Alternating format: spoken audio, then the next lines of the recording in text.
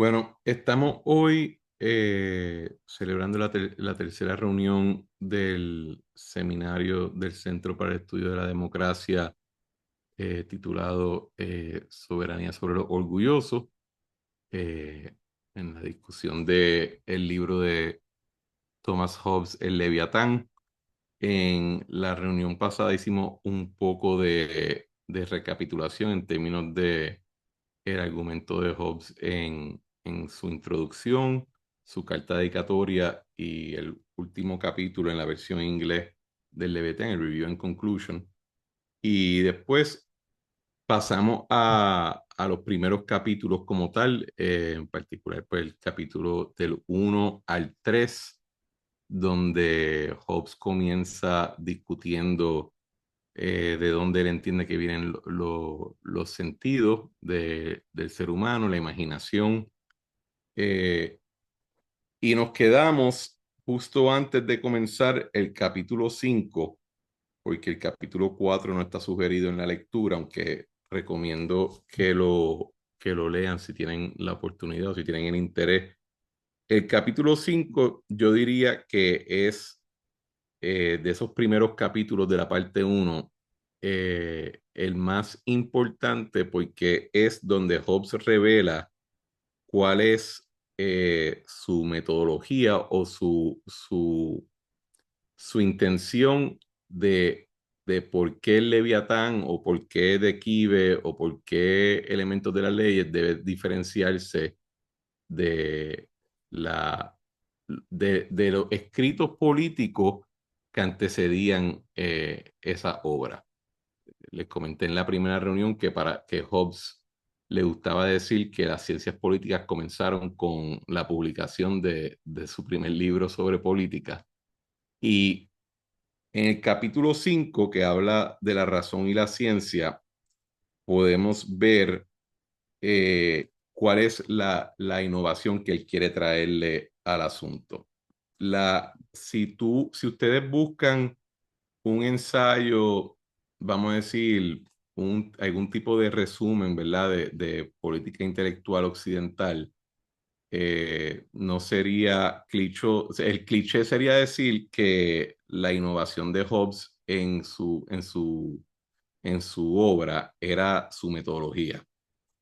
Eh, Hay una leyenda que dice que cuando Hobbes estaba en Italia y conoce a Galileo, un día estaban paseando y hablando de matemáticas y que Galileo le sugiere a Hobbes que debería procurarse aplicarle a la moral y a los ámbitos sociales la misma metodología que se le aplicaba a la matemática y a las ciencias que en ese momento estaban desarrollándose como parte de la revolución científica, y que si se llevaba a cabo ese ejercicio exitosamente, la teoría que surgiera de esa aplicación, de esa metodología, iba a ser, iba a tener, iba a ser fiable en el sentido matemático o científico. Estamos hablando de que en este momento la ciencia y las matemáticas están cambiando dramáticamente su enfoque, y se están desarrollando todas estas disciplinas. Estaba, ¿verdad? Si uno quiere simplificarlo, estaba la metodología experimental, que era, ¿verdad? Llevar a cabo experimentos controlados, y ahí es que se empieza a desarrollar lo que conocemos como el método científico, y estaba y había otra rama que estaba más enfocada en, en el aspecto matemático de la geometría, de crear teoremas y después ir desde un primer teorema básico, ir desarrollando cada vez más complejidad, pero siempre quedándote en un paso hasta que pudieras probarlo y entonces moverse hacia el próximo. Y la teoría que, según la leyenda, ¿verdad? Lo que sugiere Galileo es que se aplicara una metodología donde, llevando a cabo un ejercicio, una operación imaginativa, cogieran la sociedad, ¿verdad? El cuerpo político lo descompusieras en sus diferentes, en sus partes, y entonces bajara al ser humano, que es lo que constituye, ¿verdad? Como unidad el cuerpo político, y lo analizara, entonces descompone las motivaciones humanas y llegas a una base de donde entonces reelaborar una teoría de la sociedad, que en el caso del Leviatán, Hobbes la utiliza para discutir el Estado y su relación no solamente con el individuo, con el soberano, sino también, y esto se dedica mayormente a la parte 3 y 4 del Leviatán, el asunto teológico, que era el que estaba en ese momento, perdón, que en ese momento era tan importante a la luz de la Reforma Protestante. Pues cuando, ¿verdad? De esa leyenda, Hobbes se lleva esa idea, y en el capítulo 5 es donde uno ve que Hobbes establece claramente que el pensamiento lógico se supone que sea superior a cualquier otro análisis de las relaciones humanas, porque puede racionalizarse de una manera que no tengas que depender de una autoridad externa a la de tu propio argumento, ¿verdad? A la aplicación de tu argumento. Así que, por ejemplo, si en Patriarca, que era una obra que antecedía a Hobbes, se habla del soberano como el pater familias, o se habla del derecho divino de los monarcas, o se habla de algún tipo ya cuando cuando estás en términos tomísticos o escolásticos, hablando de que hay una relación, hay una razón y lógica divina que permea la naturaleza, que puedes llegar a ella mediante el uso de la razón, y que así entonces entiendes los principios que el creador ha establecido sobre la tierra. Hobbes niega esa visión porque no está, porque sigue invocando autoridades externas a la lógica del argumento mismo. Y en el capítulo 5 es donde eso queda, yo creo que por primera vez, articulado, aunque estaba sugerido en los primeros 4 capítulos. En el capítulo 5, Hobbes eh, reduce la razón o el proceso de razonar a sumar y restar propuestas, ¿verdad? La razón no es un ejercicio en divinar las normas divinas en la naturaleza, es reducir cualquier propuesta a, ¿verdad? Unos enunciados, y lo suma o lo resta. Y Hobbes dice que incluso cualquier proceso intelectual o de razonamiento que lleve a cabo el ser humano es sumar y restar propuestas. No hay más nada más allá de eso. Eh, lo cual lo lleva a reconocer que la razón no es perfecta, ¿verdad? La manera que él puede desautorizar a todos los doctores que vienen antes que él es diciendo: gente sin preparación, al igual que gente, o doctores, ¿verdad? De la filosofía o de cualquier materia, se equivocan. Y después, si utilizas esas fuentes o esos doctores, esas doctrinas, como autoridad para montar tu modelo, pues es posible que estés simplemente heredando premisas falsas o errores. Y Hobbes en el capítulo 5 le dedica mucho tiempo, muchas páginas, ¿verdad? Muchas palabras, a hablar de los errores y de los absurdos. Porque, por ejemplo, y esto está tratado un poco en el capítulo 4, que habla del lenguaje, para Hobbes no vale la pena hablar de libertad sino en función de su naturaleza mecánica, ¿verdad? Libertad no es otra cosa que una ausencia de impedimento. La libertad de por sí no tiene un valor, es simplemente una cualidad. Algo está libre o algo no está libre, pero no tiene una cualidad de por sí, por lo cual cuando él dice, cuando en la página, cuando él dice no hay libertad civil o libre albedrío, solamente libertad de ser detenido por oposición, Hobbes está en esencia reduciendo el valor, yo diría, emocional del concepto, especialmente en un momento donde habían tantas luchas en términos de la relación del ciudadano y la institución intermedia con las pretensiones de diferentes soberanos a través de Europa. Eh, para Hobbes, el humano es el único ser que es capaz de razonar y de crear teoremas matemáticos. Y a la misma vez en el capítulo 5 dice, es el único animal capaz de lo absurdo. El, el, yo te diría que antes de Hobbes no se había dedicado tanto tiempo a analizar el concepto de lo absurdo como un asunto de lenguaje y de como función en el cuerpo político.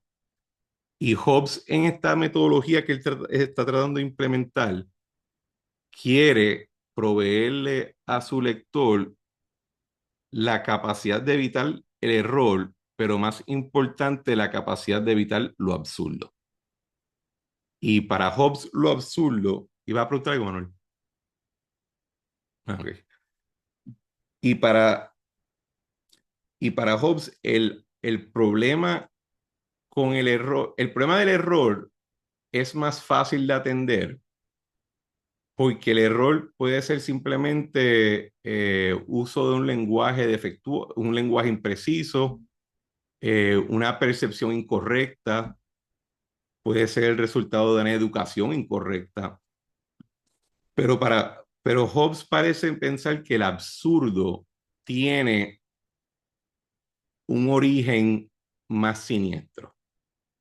Para Hobbes, el absurdo es el producto de una educación incorrecta, pero también de una intención de utilizar supersticiones, de usar credos falsos o credos que no son probables, que no se pueden probar para ejercer control y poder sobre un grupo, ¿verdad?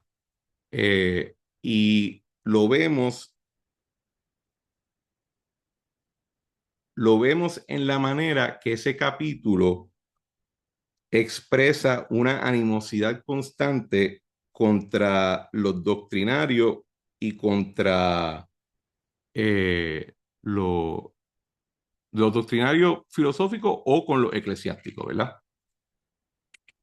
Así que en ese capítulo podemos ver no solamente la metodología que él quiere imponer, porque cuando él te define ciencia, esencialmente te está cerrando la puerta a que tú consideres científico otra cosa que no esté dentro de su concepción. Y ciencia no es otra cosa bajo Hobbes que el uso del lenguaje para poder correctamente articular supuestos casi matemáticos, pero que sean basados en la percepción y en la probabilidad, y que una vez esos pronunciamientos se articulan y cada ejercicio se monta uno sobre el otro, pues todos nosotros contamos ahora con un cuerpo de conocimiento que es preciso, que no está basado en autoridades externas al ejercicio como tal y que puede ser confiable por su método y por su rigurosidad, no por la autoridad de las fuentes que se utilizan, que yo diría que es algo relativamente moderno en términos para esa época. Y que la metodología de la ciencia, no el hecho, o sea, el asunto no es que se razona, porque Hobbes reconoce que puede razonar hacia lo absurdo. El asunto es que la metodología que él propone reduce la posibilidad de entrar en error si se es riguroso y se reduce. Hay alguien que tiene prendido el audio. Y entonces se elimina también el riesgo de entrar en lo absurdo, que para Hobbes es el riesgo, uno de los riesgos principales para la paz civil. Cuando hablé de...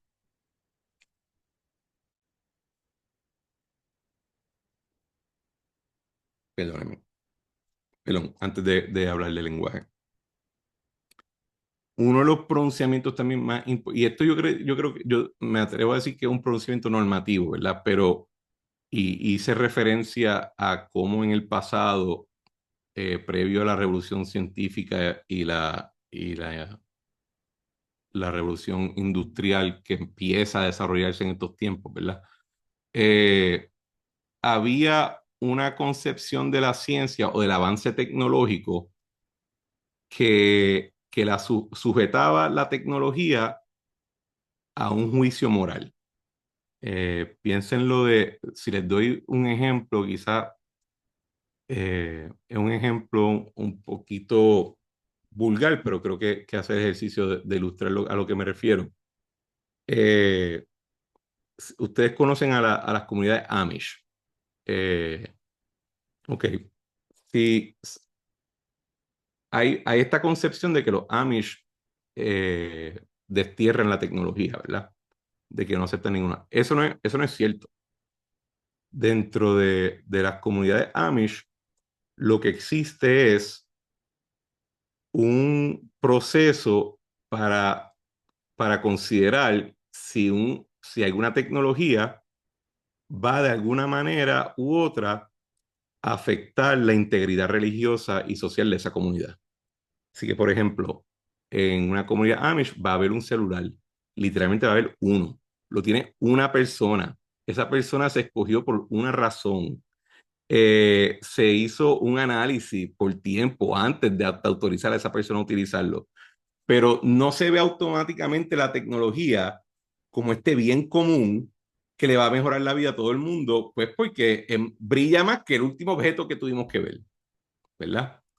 Y no, es un ejemplo sumamente simplificado del asunto, pero previo a la revolución científica, ese era el criterio que se utilizaba en gran parte el mundo occidental, sin hablar de el mundo oriental, donde, por ejemplo, la tecnología en el imperio chino de esa época era una cuestión cuasi religiosa, así que se limitaba. O por ejemplo, en el mundo islámico, donde había hasta una clase social que se dedicaba a la matemática, se dedicaba a la ciencia, pero esa clase, pero se controlaba cuál era la relación de esa clase con la sociedad en general, ¿verdad? Tenía que pasar por un crisol. Hobbes en el capítulo 5 te dice que la ciencia es la única vía al bienestar humano. Y eso es un pronunciamiento revolucionario para su época en términos de articular que esa metodología tiene un bien público que va más allá de algún tipo de control, sea teológico, sea filosófico. Eh, la ciencia con Hobbes, no quiero usar la frase democratizar, porque no creo que aplicaría a la concepción que él tiene del conocimiento del desarrollo de la ciencia en la sociedad, porque definitivamente él reconocía la capacidad de un soberano, por ejemplo, de prohibir algo. Pero él lo presenta a los soberanos, ¿verdad? Porque los soberanos son parte de la audiencia a la cual Hobbes le quiere dedicar su libro. Él tiene dos audiencias, el soberano y el sujeto, ¿verdad? Así que él le quiere comunicar al soberano que la ciencia es la vía mediante cual el soberano que quiera ser exitoso puede mejorar el bienestar de sus súbditos o de sus ciudadanos. No es meramente la integridad moral o teológica.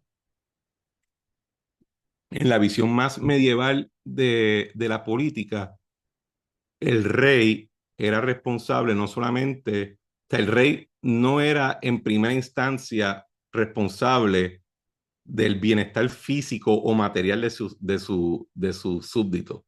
Era responsable de la salvación de su espíritu.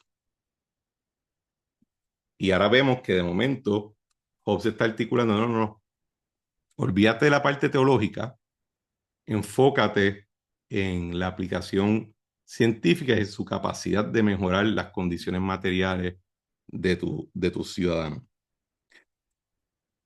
Cuando le hago referencia al capítulo 4, es que si el capítulo 5 habla de la razón y de la ciencia, el capítulo 4 discute, vamos a decir, los ingredientes primarios del proceso de razonamiento y el proceso científico, que es el lenguaje. En ese capítulo, Hobbes comienza diciendo que la imprenta es un invento ingenioso, pero no se compara a la palabra escrita. Y la palabra escrita también es ingenioso porque te permite esencialmente alargar colectivamente la memoria del ser humano. Pero la palabra incluso es más increíble todavía, porque la palabra te permite, mediante signos voluntarios o ya un lenguaje desarrollado, comunicarle tus ideas y tus deseos al prójimo, versus los animales que pues simplemente pueden, qué sé yo, gritarse o ladrarse uno al otro, ¿verdad? Pero no tienen la manera de articular su percepción de deseo al prójimo. Eh, Y ahí también en ese capítulo también se articula la visión nominalista de Hobbes, que rechaza el concepto de principios platónicos de lo universal. Les leo una cita que dice, There being nothing in the world universal but names, for the things named are every one of them individual and singular. One universal name is imposed on many things for their similitude in some quality or other accident. And whereas a proper name bringeth to mind one thing only, universals recall any one of those many. Hobbes ahí está reconociendo que el lenguaje, que es una invención, es artificial del ser humano, sigue siendo de menor resolución que nuestro sentido. Y esa resolución esa menor resolución contrasta con lo que era la visión aristotélica y tomística del logos. El logos, si eres católico o cristiano, te recuerda, ¿verdad? Que en el libro, el Evangelio de Juan comienza en el principio de la palabra y la palabra se hizo hombre. Pues en el griego como tal no es palabra, es logos. Logos en griego es simultáneamente palabra pero razonamiento, ¿verdad? Así que en el principio era la razón divina y la palabra divina y se hizo hombre ese razonamiento. Y si miraban y si miraban la filosofía aristotélica, lo que era el ser humano era un ser razón, que razona, y que entonces el bien político más alto era que pueda el ser humano, el ciudadano en una polis o en un ordenamiento, participar en su propia gobernanza utilizando el logos, usando la razón. Hobbes te dice, no, no, el ser humano es un ser que siente y que pudo desarrollar la capacidad de comunicar su deseo y su sentido al otro. Y de ahí entonces ir sumando con el uso del lenguaje, con la palabra escrita y con la imprenta, eh, llegar a la ciencia como tal y al desarrollo material, lo cual ningún otro animal puede hacer. Hobbes también en el capítulo 5 pues le suma la parte, el lado oscuro. Puede entrar en lo absurdo. El absurdo no está disponible para el que no pueda hablar o articular un lenguaje. Por eso es que en el capítulo 4 él habla, nor is it possible without letters for any man to become either excellently wise or excellently foolish. For words are wise men's counters. They do but reckon by them. Que ahí está prefigurando lo que va a decir en el capítulo 5, de que toda la razón es sumar y restar. But they are the money of fools that value them by the authority of an Aristotle, a Cicero, or a Thomas, or any other doctor whatsoever, if but a man. De hecho, las observaciones biográficas que se han hecho de Hobbes dicen que él no tenía muchos libros, que él leía poco y que cuando en conversación o en algún evento le preguntaban de por qué él no leía tanto, él les decía que si él leía lo que todo el mundo leía, pues iba a saber solamente lo que otra gente sabía, que él se dedicaba a leer poco y a razonar.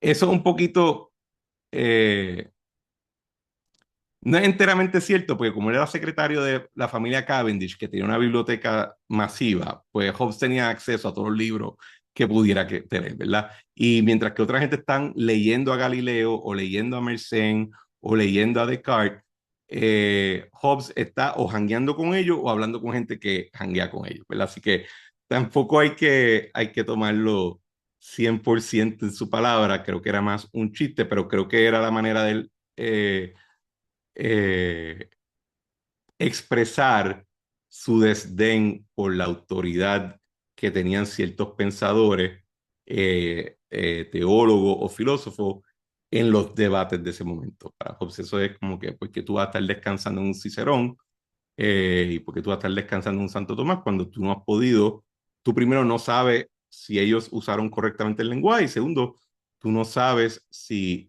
las propuestas que te establecen eh, cumplen con el rigor del método que él está tratando de introducir en el capítulo 5. Déjame estar seguro que aquí acabé con el capítulo 4 y el capítulo 5. Sí, sí, sí. Bueno, alguien me acuerdo que no sé si fue en la primera reunión o la segunda que habló de la cita de Hobbes, de que los hombres son lobos a otro hombre. Perdóname, Socorro, iba a preguntar algo. Sí, la parte como tú dices de como esto es más la razón, ¿verdad? Y ese pensamiento científico. Una parte bien interesante es esa razón llevando a las consecuencias políticas, ¿verdad? Porque tampoco las consecuencias políticas en ese tiempo, ¿verdad? Llevarlo todo a la razón, en algunas áreas se cometen errores, ¿verdad? Porque no se toma en cuenta, ¿verdad? Todas las consecuencias de tomar una decisión puramente por la razón y por la ciencia o por la lógica, ¿verdad? Políticamente. Entonces, él estaba leyendo, perdona que, ¿verdad? Te interrumpa, que Tranquila. crea como ese conflicto, ¿verdad? Entre la razón, la parte humana, como tú dices, los cambios científicos y industriales que se daban en esa época, ¿verdad? Es como cuando uno lo estudia como, eso está bien, pero si lo ponemos todo de ese lado, pues podremos tener conflicto, ¿verdad? Con el punto clave de la autoridad última, si esa autoridad última tiene que ser o a la rajatabla o tomando en cuenta todas las, ¿verdad? Como yo digo, las posibilidades que pueda tener eso, ¿verdad? No sé. Yo, Tú, mira, en esa línea, ajá. eh, antes que entrara, estábamos comentando que a la misma vez que Hobbes está elogiando o elevando en un pedestal la ciencia y la metodología que lleva la ciencia y su capacidad para traer el bienestar material de los ciudadanos de un Commonwealth, ¿verdad? Hobbes reconoce que el ser humano es el único animal capaz de razonar, pero es el único animal capaz de llegar al absurdo. Y es en la línea de lo que tú dices, porque Vamos a verlo un poquito, vamos a traerlo al tiempo contemporáneo. Cuando en nuestra legislatura se propone una ley, o el gobernador o la gobernadora propone una ley, el debate típicamente es, estoy grabando en casa, así que si ven mis gatos, mis perros, pues ellos están participando de la conversación. El debate es, más allá de que si cumple los objetivos de una facción o de otra, es que si es buena idea o mala idea. Y los shows televisivos de política ponen, ¿sabes? Vamos a empezar, ¿verdad? Uno muy exitoso, Jugando Pelota Dura. En Jugando Pelota Dura te ponen a Ferdinand, que es el moderador, te ponen a su panel, que son 3 personas, y después te traen a 4 personas que probablemente piensan diferente uno del otro.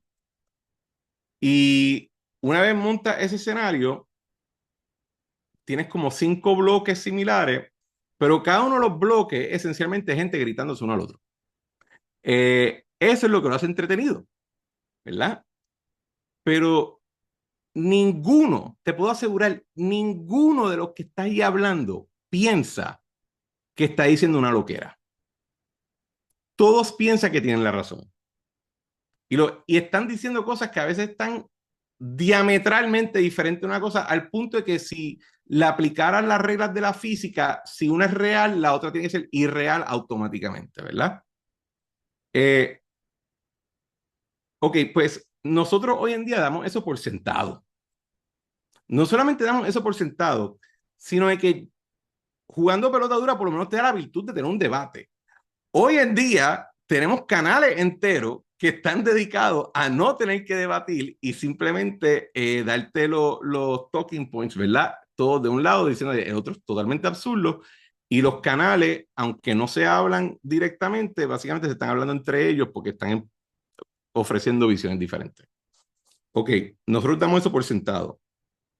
Pero en este momento histórico, cuando él está escribiendo esto, y también pensando en su metodología, él está diciendo, ojo, razonar es bien bueno, te lleva a la ciencia y la ciencia te lleva al bienestar humano,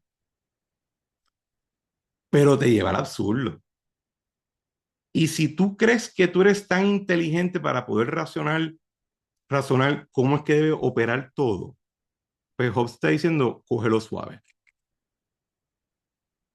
En la línea de lo que tú dices, Socorro.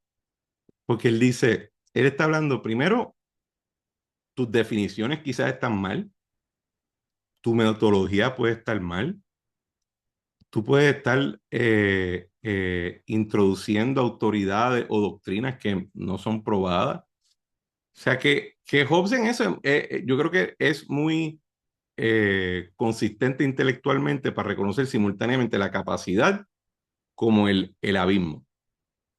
Y el abismo es importante porque todo este libro va a ser un argumento a favor de la obediencia, a favor de que al que se le obedece ejerza ese poder responsablemente, pero en contra de aquellos que porque pues, juran que saben más que todo el mundo o que tienen la verdad agarrada del mango, están dispuestos a sublevar todo el ordenamiento existente, ¿verdad? Eh, así que sí, totalmente. Y creo que para subrayar eso que tú traíste, Socorro, y que acabo de decir, eh, en el capítulo 4 de nuevo, que no estaba en la lectura sugerida, pero esto está también adelantando lo que va a pasar en el capítulo 13 cuando hable del estado de la naturaleza. Hobbes te dice que sin la palabra, ¿verdad? Sin el lenguaje, no hay estado, no hay sociedad, no hay paz más allá de la que tienen los leones, los osos y los lobos, ¿verdad? Así que eh, si él dice que el Commonwealth o el Estado o el soberano es lo que trae la paz, él está también articulando una antropología donde dice, y la única razón que eso es hasta posible es porque tenemos cómo comunicarnos. Porque si no, somos osos, leones y lobos. Eh, lo último que quería decir del capítulo 4 es que similar a lo que vamos a ver en el capítulo 5, lo que vamos a ver en el capítulo 6 y lo que vamos a ver en el capítulo 7 y 8, en el capítulo 4 es donde Hobbes empieza se pone subversivo, porque de la misma manera que, de nuevo, él siempre está elevando la ciencia, está elevando la metodología, él te reconoce que la verdad, truth, truth, la verdad no es otra cosa que the right ordering of names in our affirmation. Todo el que procure una verdad precisa tiene que evaluar cómo usa sus palabras, de acuerdo a las definiciones y evaluar cómo lo hacen los otros. Los errores más graves surgen de un defecto en el uso del lenguaje. ¿Ustedes se recuerdan de idioma defectuoso, pensamiento defectuoso? Pero cuando él habla de que la verdad precisa es el producto de las palabras y las definiciones, te está, vamos a decir, está minando cualquier posibilidad de uno decir que, qué sé yo, de que hay una verdad absoluta a la cual aludir instintivamente sin utilizar lenguaje, ¿verdad? Si no hay lenguaje, no hay verdad. Porque lo único que tú tienes son tus sentidos, son tus deseos, son las emociones internas de tu cuerpo. Pero hasta que tú no tengas lenguaje, tú no tienes incluso la capacidad de articular que existe una verdad precisa sobre algo. Así que incluso el concepto de verdad no es otra cosa que un ejercicio lingüístico. Que, Manuel, very Frankfurt School, ¿verdad? Como estabas diciendo ahorita, el uso este del lenguaje como concepto también ordenador de la sociedad. Eh, moviéndonos, ¿alguna pregunta antes de movernos al capítulo 6? No, ok. El capítulo 6, si en el capítulo 5 él habla del método, en el capítulo 6 él está aplicando a la 11ª potencia el materialismo y el mecanicismo que él quiere imponerle a su modelo de la sociedad y del Estado para que pueda racionalizarse la relación humana, ¿verdad? Aquí es que en este capítulo es que él dice, que es, ¿verdad? Estoy tratando de montar sobre lo que hablé ahora del capítulo 4. Él hace un pronunciamiento moral que dice, en cuanto al bien y el mal, no existe nada simplemente o absolutamente como tal, ni una regla universal del bien y el mal, que surja de la naturaleza de las cosas.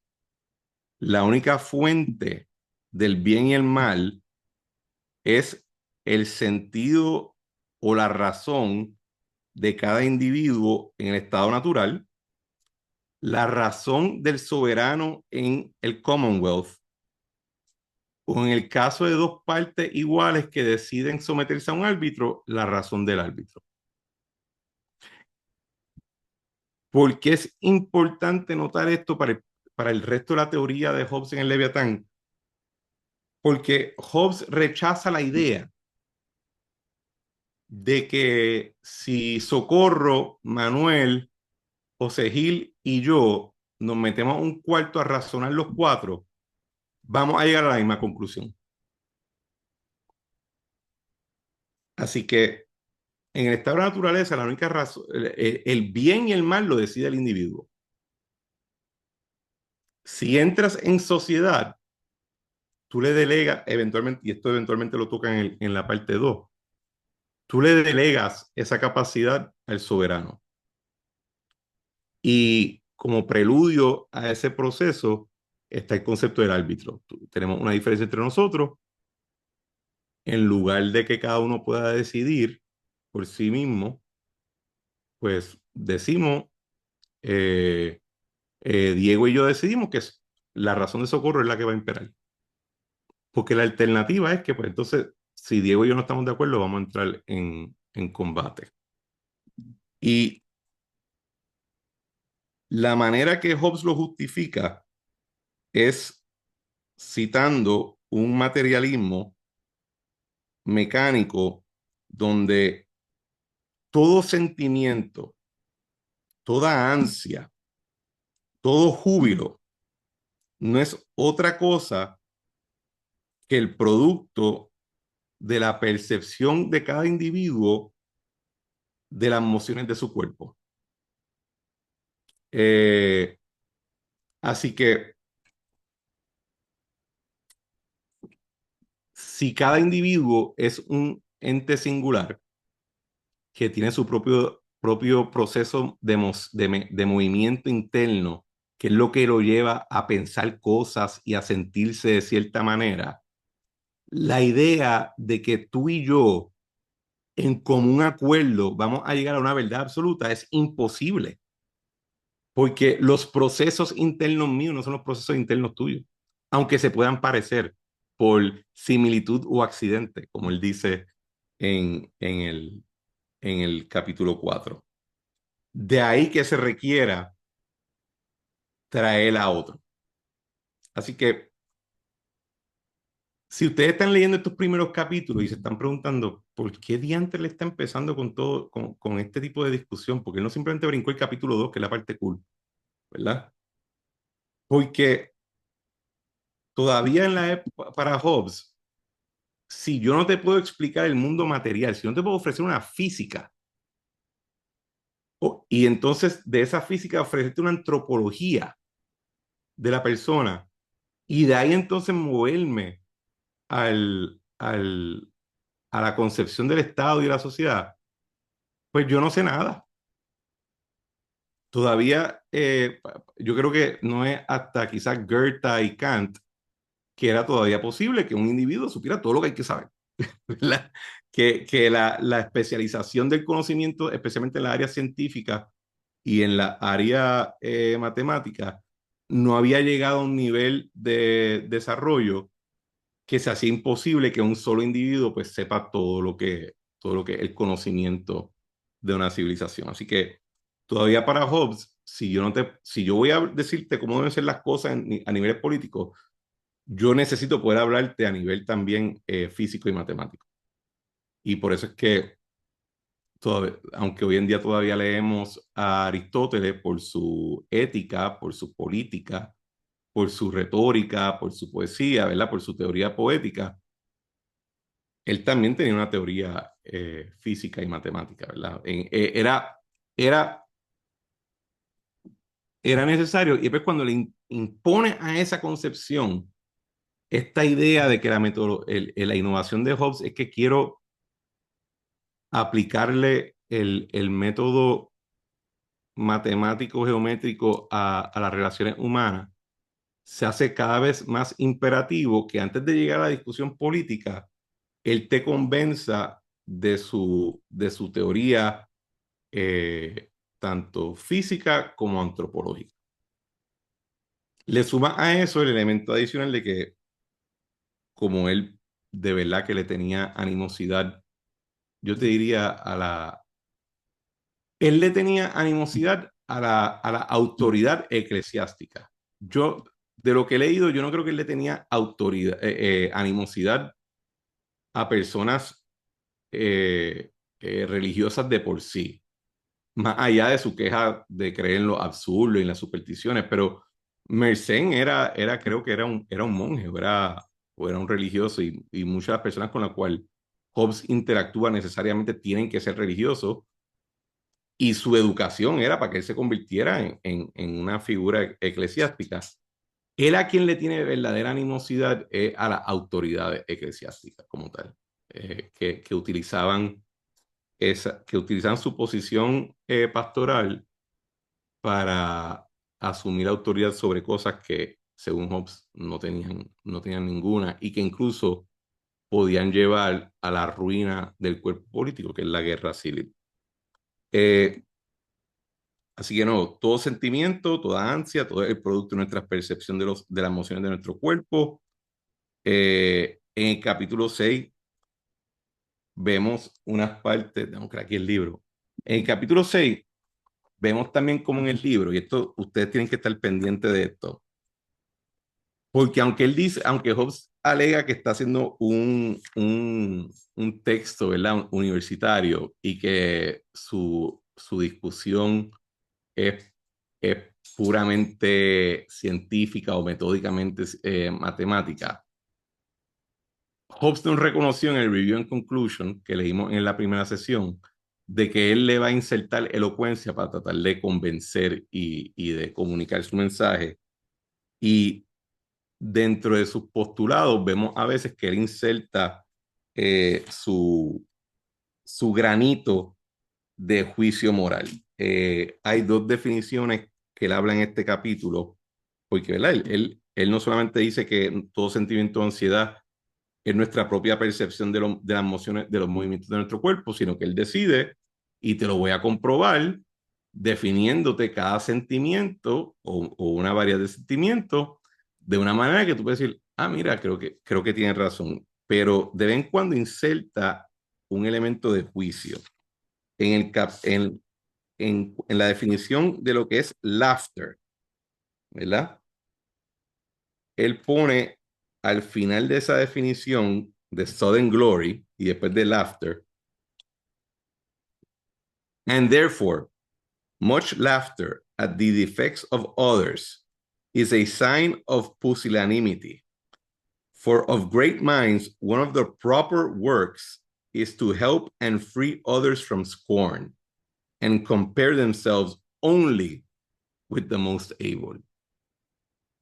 O sea, te estoy definiendo lo que es el sentido, ¿verdad? De tener una gloria repentina, lo que implica poder reírte, ¿verdad? Que es lo que lo causa. Pero después de momento mete una línea diciendo, pero si tú estás riendo demasiado de los defectos de otros, si eres un bully o si eres un aristócrata que no tiene mucha sensibilidad a la gente bajo tu cargo o gente que está en peor estado que tú, en verdad tú no eres fuerte, tú no tienes gloria, tú eres pusilánime. Porque yo, Thomas Hobbes, en el Leviatán, estoy diciendo que la gente grande se debe dedicar a elevar a los demás. Y tú te estás dedicando a reírte de ellos. Y si tú eres tan grande, tú solamente debes compararte con gente grande. No te puedes comparar con los otros que están debajo de tu estación. Lo cual es esencialmente un juicio moral. Incluso no solamente un juicio moral, es hasta un poco subversivo, ¿verdad? En el sentido de que si uno lee, ok, mejor ejemplo posible, lean la Ilíada y la Odisea. Los héroes en la Ilíada y la Odisea no le piden perdón a nadie, no tienen ningún concepto de, de deferencia al más débil. El héroe homérico, ¿verdad? De la edad que está haciendo referencia, ¿verdad? A estas figuras legendarias de la época de bronce. Literalmente un dios tiene que bajar del cielo para decirle, chico, trata a la gente bien. Porque no hay razón alguna, según, ¿verdad? Esa visión del mundo, de hacerlo. Hobbes te está diciendo aquí que iba a haber otro capítulo, va a haber otra sección en el libro donde yo digo que él pierde la tabla, y fue cuando él hace la traducción en latín. Pero Hobbes aquí está no solamente haciendo un juicio moral, sino que lo está también metiendo un poquito como que con el lenguaje científico, diciendo, no, no, pero si te ríes mucho de esta gente, lo que eso de verdad refleja es que tú eres pusilánime. Así que hay que también tener cuidado de notar cuando él está tratando de insertar su propio juicio valorativo de ciertas conductas, que lo hace o por ser elocuente o porque quizás pues se le va la mano cuando está escribiendo, nadie puede decir. La otra definición que a mí me gusta es la definición de la crueldad, porque si tú la comparas con la definición en Laughter, ¿verdad? Cuando él habla de que si tú eres una persona de estación alta y te estás riendo de los que están en estación más baja, tú eres un pusilánime, porque no estás cumpliendo el rol que yo entiendo que los fuertes deben cumplir. Cuando él habla de la crueldad, él dice, contempt or little sense of the calamity of others is that which men call cruelty, proceeding from security of their own fortune. For that any man should take pleasure in other men's great harms, without other end of his own, I do not conceive it possible. ¿Cómo es posible que una persona que acaba de decir que es posible que las personas en estación más alta se rían demasiado de los que están en estación más baja, simultáneamente te diga una página después que él no cree que es posible que una persona tome placer del dolor o de la del dolor o del sufrimiento de otra persona de por sí? Yo creo que Yo creo que esta es de las definiciones que probablemente a Leo Strauss lo puso a, a contemplar en un armario en la oscuridad como por 12 horas. Porque si hoy en día nosotros, lo problemático de Hobbes es que aparenta justificar el absolutismo de un individuo que ejerce el rol del soberano, en aquel momento lo controversial de Hobbes es que aparentaba justificar el justificaba el lado parlamentario de la pelea de la guerra civil inglesa e incluso la posibilidad de que un régimen parlamentario podía legítimamente asumir la soberanía de un pueblo o de una jurisdicción. Pero sigue siendo la realidad que uno dice, Hobbes pareció ingenuo ante la capacidad de un soberano ser cruel contra su propio pueblo. Y si tú lees esta definición de la crueldad, tú dices, ¿cómo Thomas Hobbes, que vivió probablemente el periodo más sangriento de la Europa entera hasta ese momento, va a decir que es imposible que un ser humano, que existan seres humanos que tengan, que gocen la crueldad por sí sola, sin sentirse necesariamente superior en términos de su fortuna o su estación de vida contra la otra persona? Y la explicación que quizás yo podría llegar, que yo he llegado pensando en esa definición es que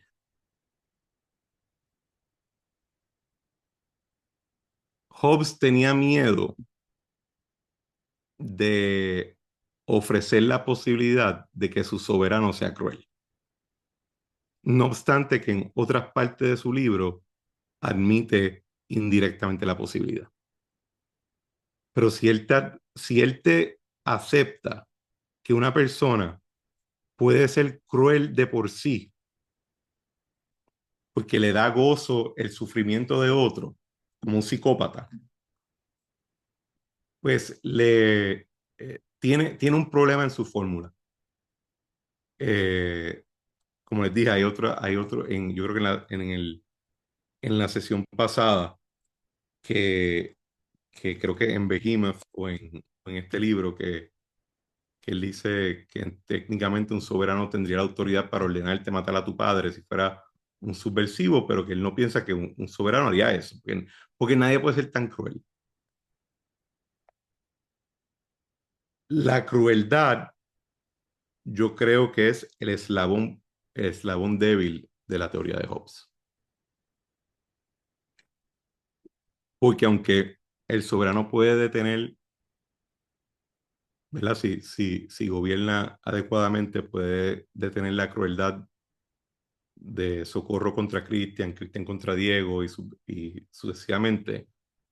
Bajo la teoría de Hobbes, no hay recurso contra el individuo que da la casualidad que es soberano y que es cruel, o el grupo de individuos que son soberanos en asamblea o en aristocracia. Y, y ahí pues les recuerdo el diálogo de Meros que leímos para la primera reunión.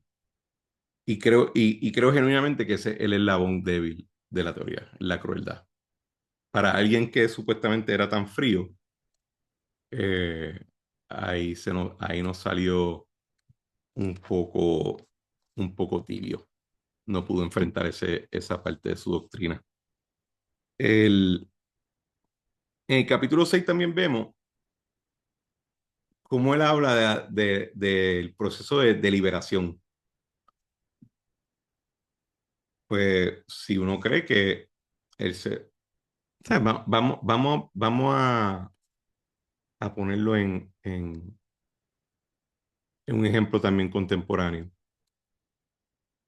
El, por alguna razón, los pasados 6 años hemos estado debatiendo sobre la condición de transgénero de una parte decimal en términos de porcentaje de la población, ¿verdad?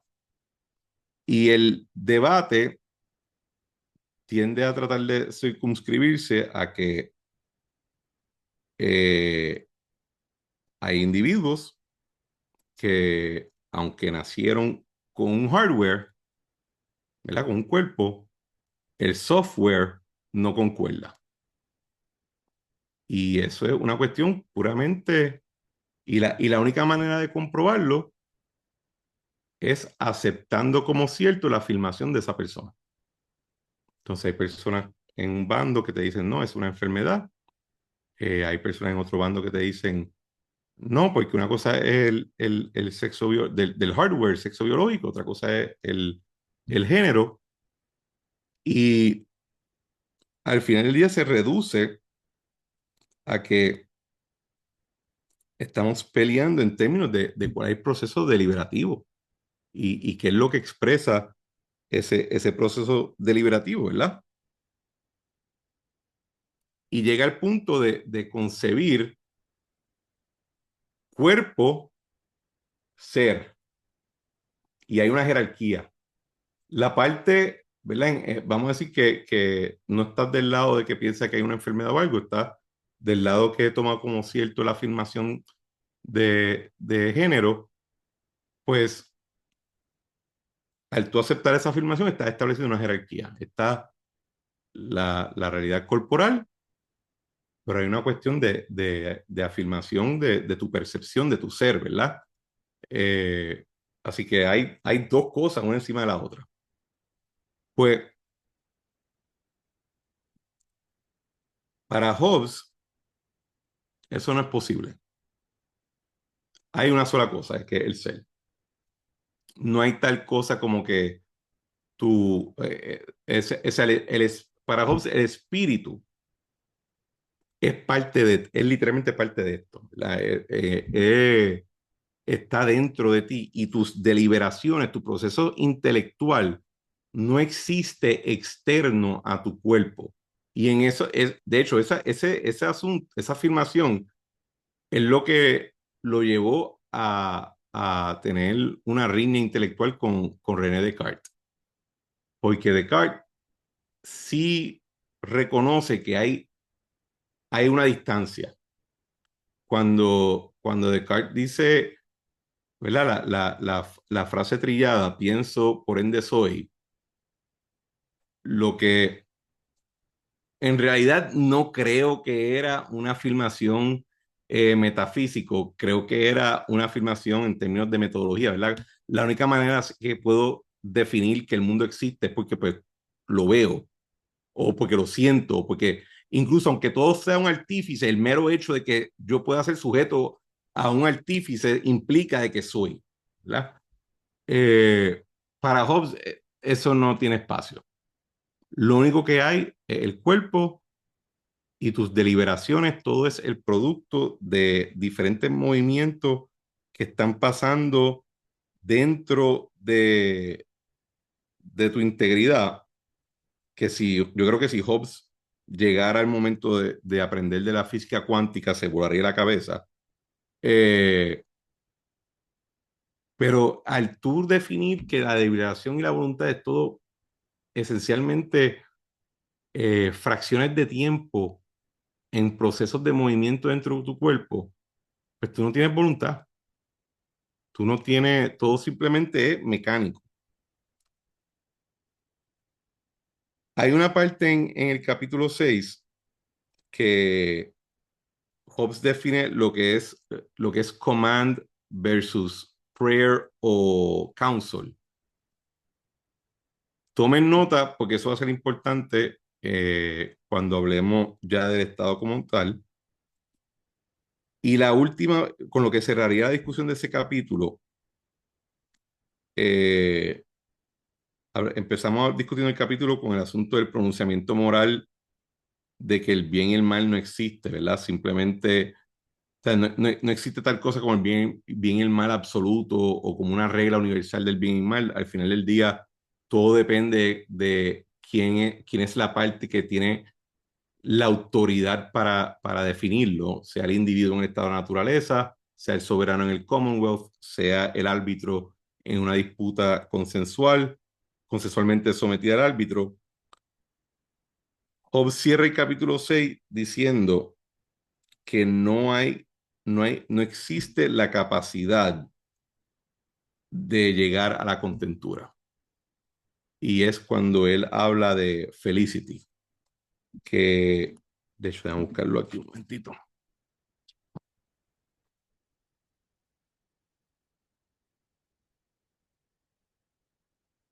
Él dice, y con esto de hecho cierra el capítulo, ¿verdad? Continuous success in obtaining those things which a man from time to time desireth.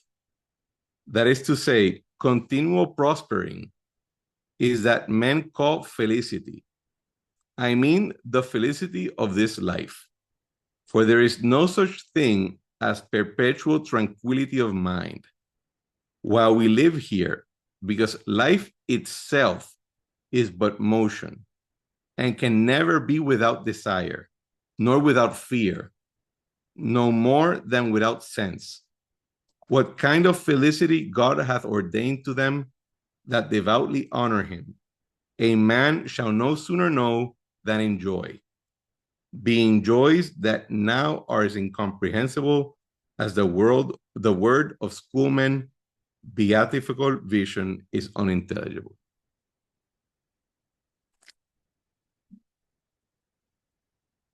El proyecto de Hobbes no es utópico. No tiene, aunque él reconoce en el capítulo 5 que la ciencia te va a llevar al bienestar, no existe la posibilidad de llegar a no existe la posibilidad de llegar al fin de la historia para, para hacerle una parodia a Fukuyama y a Hegel, ¿verdad? No importa en a dónde tú llegues, una cosa es que individuos sientan cierta contentura de que todo les va bien. Llevar eso a un nivel social es imposible bajo esta definición. El, el, yo no sé si ustedes vieron, hay una película Star Trek First Contact, ¿verdad? Salió hace par de años. En Star Trek First Contact, el Enterprise,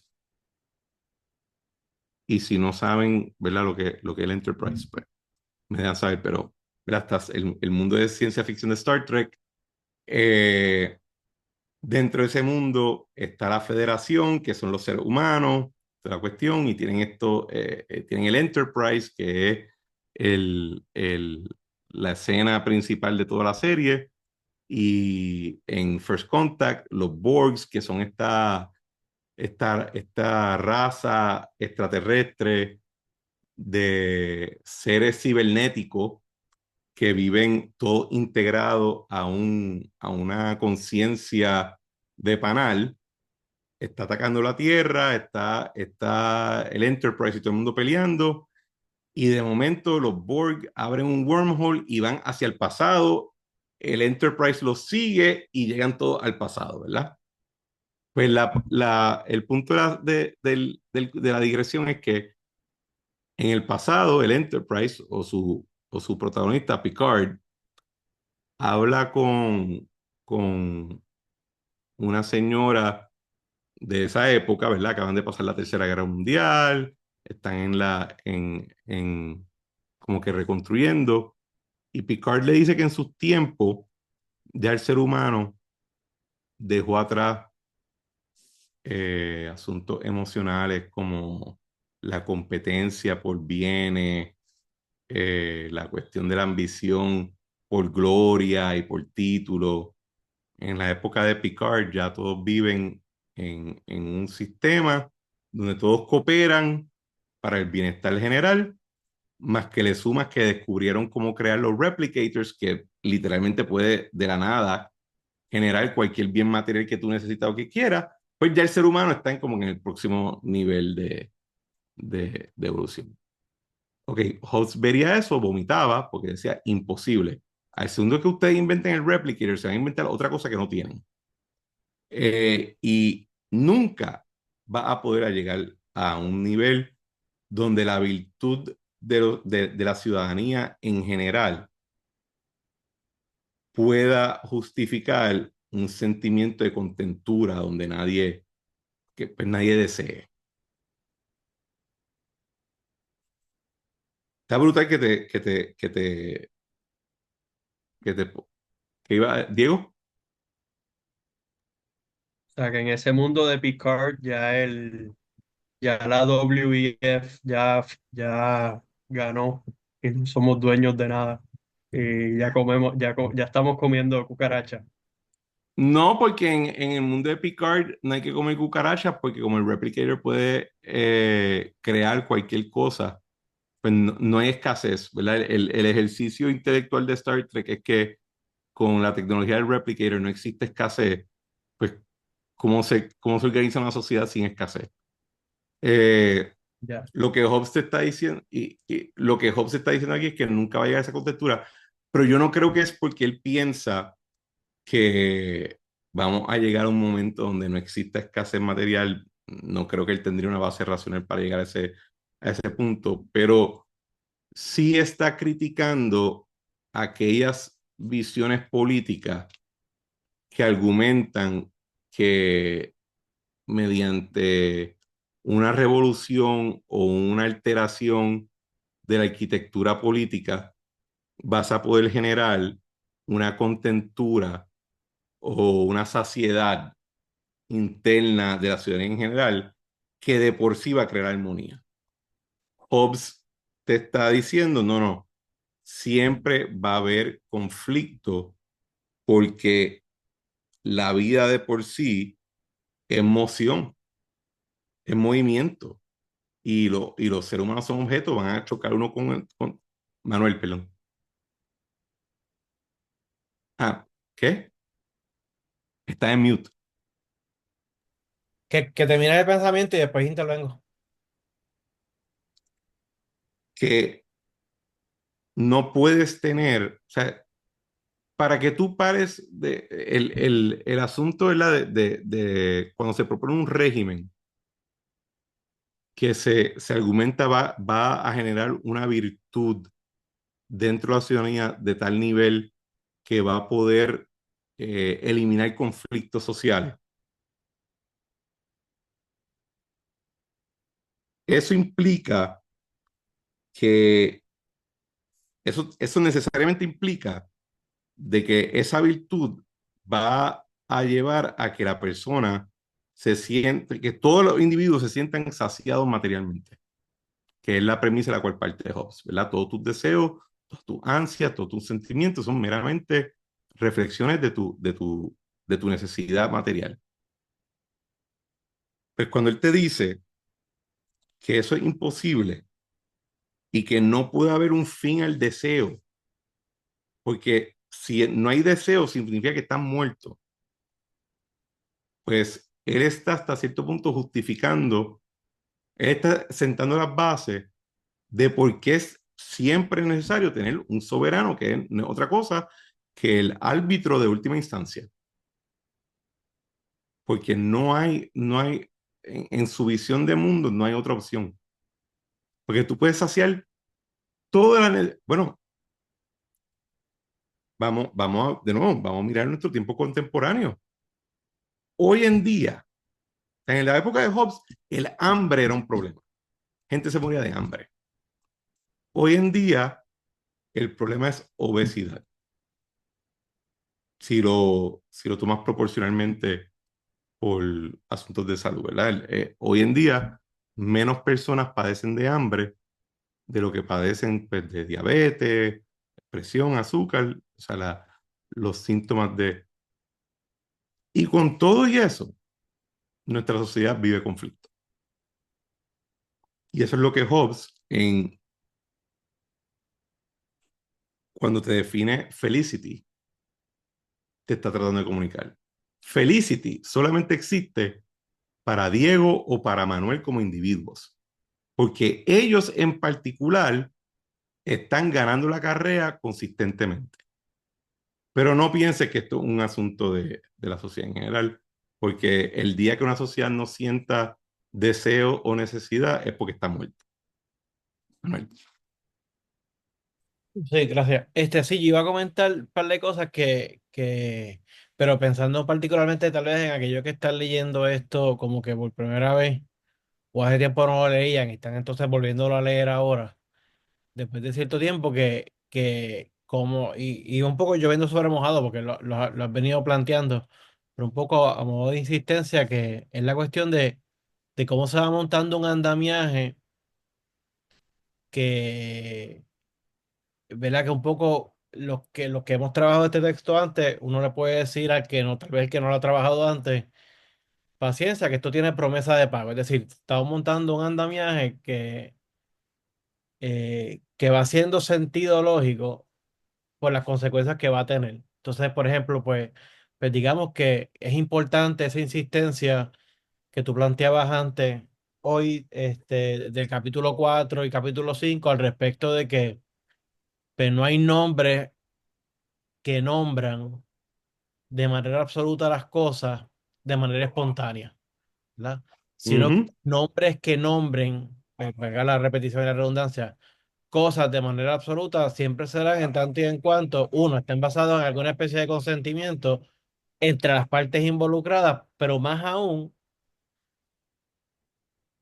su permanencia dependerá de que haya alguien que haga valer esos acuerdos, ese consentimiento establecido. Y eso entre el capítulo 4 y el capítulo 5 es importante como que recordar eso siempre. Y entonces el capítulo 6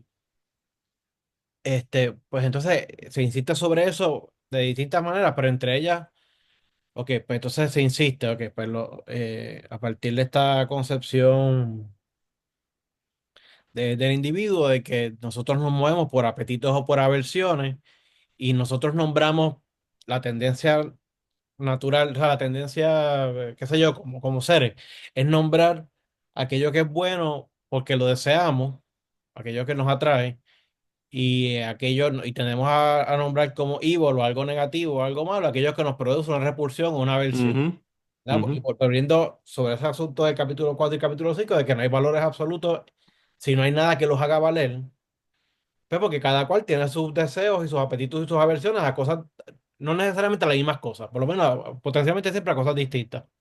Pero y también entonces es importante insistir, eso que tú planteas ahora de la De la falta contextura.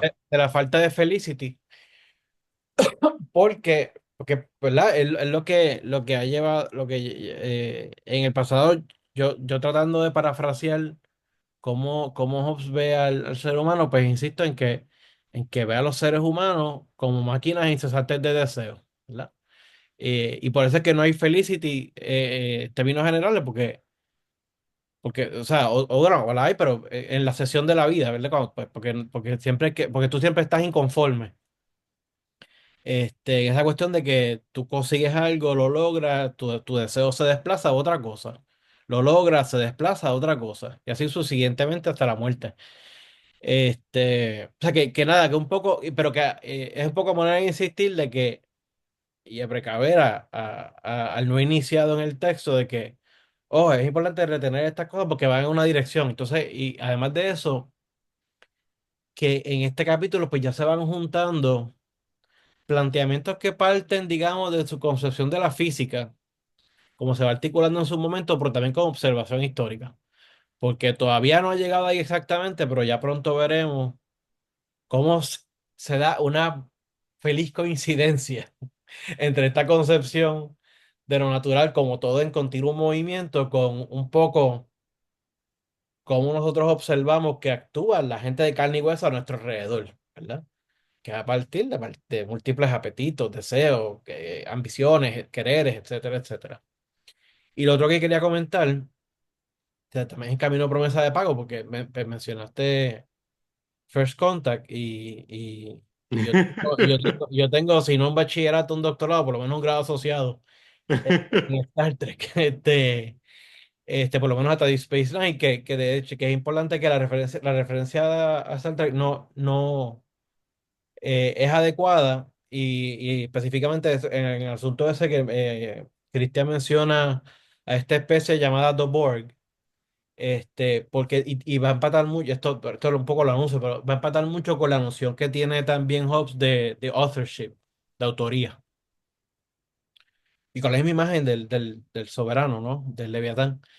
Sí. Eh, La voluntad, sí, yo creo que a lo que tú te refieres es, eventualmente Hobbes va a articular que el pacto del Commonwealth no es entre el ciudadano y el soberano, es entre todos los ciudadanos de que vamos a asumir como nuestro lo que sea que decida el de arriba. Así este, que es crear un árbitro de última instancia contra el cual no hay apelación y que tú tienes que asumir responsabilidad por lo que decida esa persona. Lo cual entonces pues te prohíbe la rebelión, porque todo lo que haga el soberano pues no está justificado nunca, porque lo asumiste como tu autoridad. Pero, pero sí, se pone más gnarly, definitivamente. y el último comentario al respecto y esto ya es un paréntesis, pero al respecto de Star Trek, que aunque la economía política de Star Trek es un poquito murky, sí hay un consenso en que se establece que ya en ese mundo de Star Trek, por lo menos a la altura de Next Generation y un poco más, pues a nivel dentro de la economía interna de la Tierra, ya no existe tal cosa como el dinero, ¿verdad? Ujú. Y sí hay concepción de propiedad privada, pero no existe el dinero, no existen necesidades.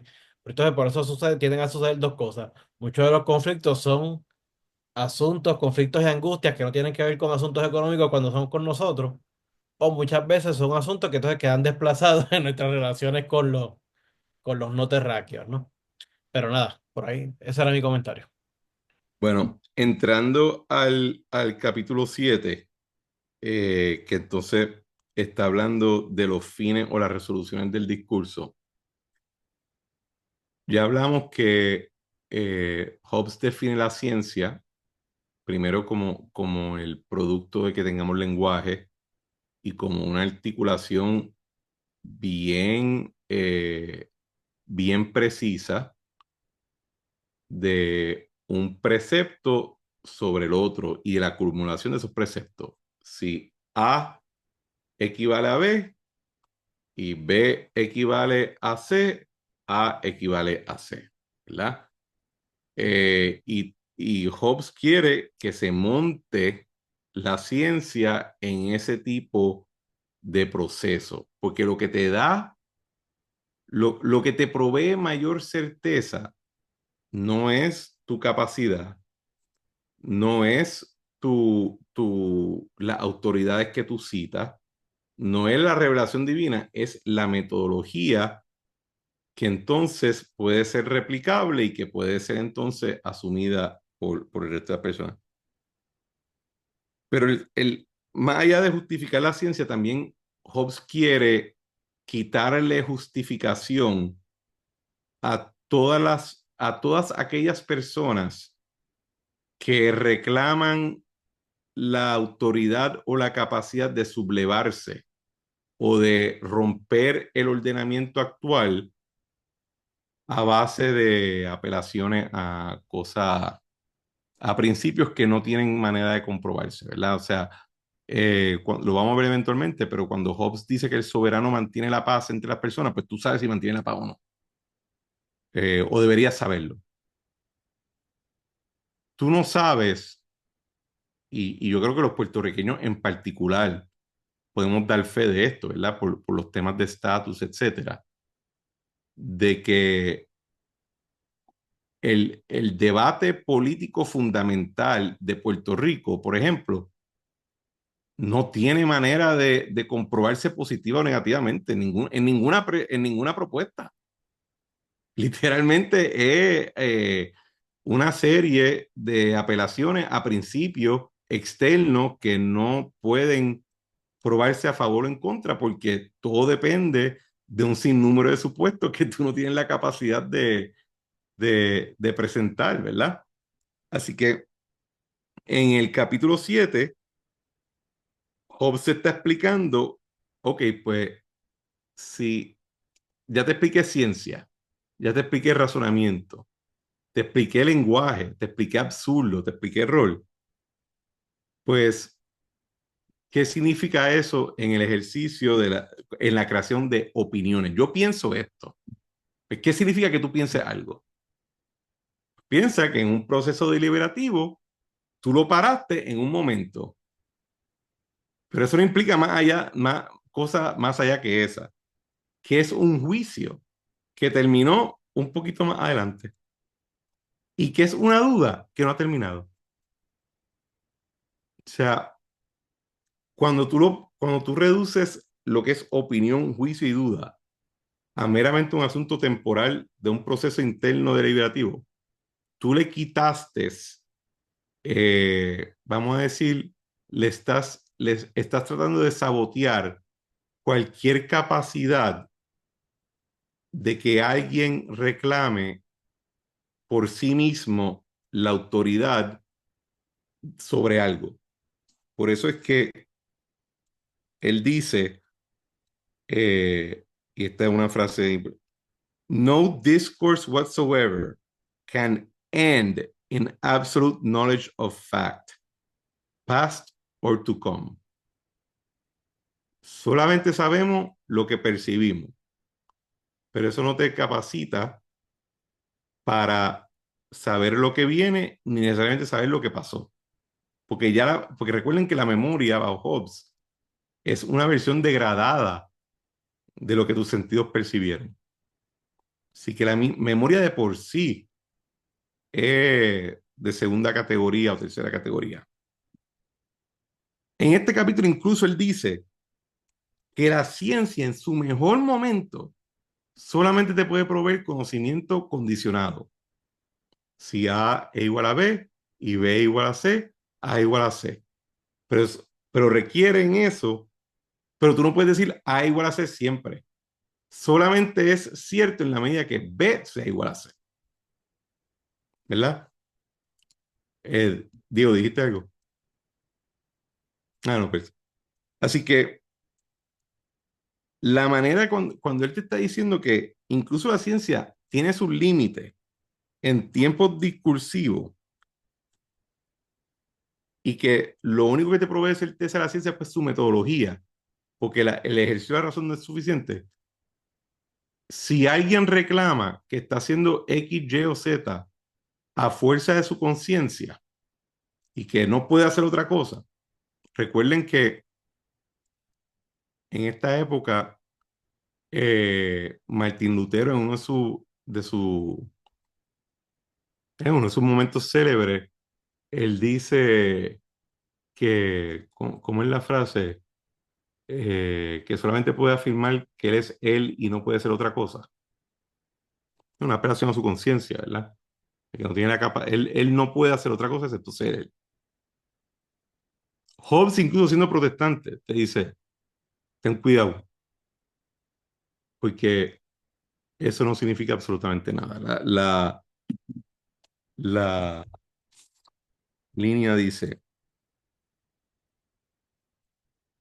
and last of all, men vehemently in love with their own new opinions, though never so absurd, and obstinately bent to maintain them, gave those their opinions also that reverence name of conscience, as if they would have it seem unlawful to change or speak against them, and so pretend to know they are true when they know at most that they think so. O sea, incluso la conciencia puede jurar que es lo más grande que hay, pero para Hobbes te dice, tú como tercero no puedes descansar sobre ella. Y en esencia está, pues lo que estábamos hablando, está hablando Manuel, está sentando las bases para justificar que en el Estado, en el Commonwealth, tú tengas que delegarle la conciencia al soberano. Porque simplemente, simple y sencillamente no es confiable la conciencia de un tercero. El, el resto del capítulo, estoy resumiendo porque vi que ya son las 8:30. El resto del capítulo, él atiende mucho el tema de lo que es creencia versus, eh, versus lo que tú conoces o lo que tú razonas cuando tú esencialmente, pues si Diego me dice A y pues yo le creo a Diego simplemente porque le creo a Diego y empiezo a denunciar que es A, pues él lo separa, ¿verdad? Del concepto de conciencia a, a un asunto de fe o de credo, de belief. Y él se va esencialmente a una diatriba sobre el asunto de, de los issues de la fe y la creencia que no van a articularse mejor hasta el capítulo 8. Pero llegamos ya a las 8:30, vamos a dejarlo aquí. En la próxima sesión termino el asunto del capítulo 8 y después la lectura sugerida. Ya estamos entrando yo te diría que ya la resolución está aumentando si estos primeros capítulos son muy individuales. ¿Cuáles son tus sentidos? ¿Cuál es tu imaginación, tu memoria, tu proceso deliberativo? Etcétera? Es muy individual. Ya en esta próxima sección estamos ampliando la visión de la Cámara a asuntos más colectivos, el poder, la cultura, etcétera. Así que dicho lo anterior, nos vemos en la próxima. Gracias, Cristian. Voy a dejar de grabar. Le respondo, por si no han visto, les puse en el chat un artículo de un viejo maestro, Georg Fromm, titulado Hobbes versus Descartes, un diálogo entre sordos, este, que, que tiene tanto el rigor como la claridad en la comunicación que siempre lo ha caracterizado y trata sobre, nada, un contraste entre planteamientos de Hobbes y Descartes, porque supuestamente se debatieron, ¿no? Pero a lo que Ellos se debatieron a través de publicaciones. sí, pero pues lo desafortunado es que, como se demuestra en el artículo, ambas partes pecaron de querer hacer una especie de espantapájaro, muñeco de trapo del uno del otro. Eh, Pero lo más justo, pero nada, en el proceso se discuten asuntos importantes, algunos de los cuales, sobre los cuales ha comentado Cristian. Voy a dejar de grabar ahora